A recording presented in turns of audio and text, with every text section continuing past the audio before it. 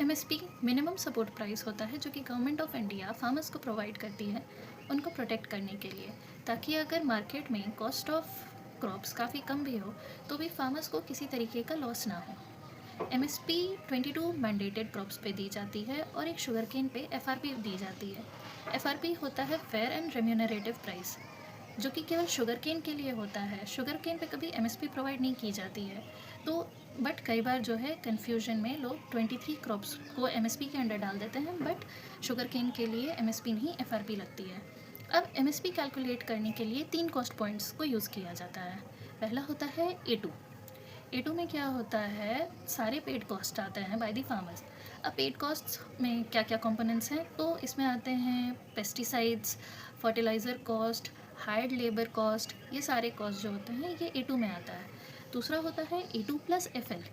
इसमें होता है कि ए टू के सारे कंपोनेंट्स होते हैं और एफएल होता है फैमिली लेबर कॉस्ट। इंडिया में आज भी कई फार्मर्स अपने फैमिली के साथ जो है फार्मिंग करते हैं instead of hiring labours from outside. तो पर फैमिली मेम्बर जो कि उनका लेबर कॉस्ट होता है वो इंक्लूड होता है, क्योंकि हर मेंबर की तो अपनी एक ह्यूमन इकोनॉमिक वैल्यू है ना, जो कि लेबर कॉस्ट के फॉर्म में फार्मिंग में लग रही है। तीसरा होता है सी टू में होता है ए2+FL के सारे components plus the missed opportunity cost. अब अपॉर्चुनिटी कॉस्ट क्या होता है, सपोज एक फार्मर है जो कि अपनी ही लैंड पे फार्मिंग कर रहा है।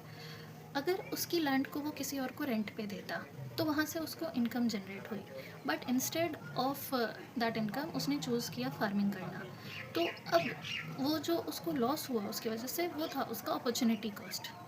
दूसरा होता है जब कोई भी फार्मर्स जो है इन्वेस्ट करता है कैपिटल एसेट्स पे, लाइक मशीनरीज जो कि यूज़ होते हैं फार्मिंग में, तो वो सारे जो कैपिटल एसेट्स के लिए उसने पे करा वो पैसे भी अगर वो बैंक में सेव करता तो उस पर उसको इंटरेस्ट मिलते हैं, जहाँ पे भी उसको इनकम जनरेशन का उसका सोर्स था, बट उसने वो लॉस बियर किया, तो ये भी हो गया उसका अपॉर्चुनिटी कॉस्ट।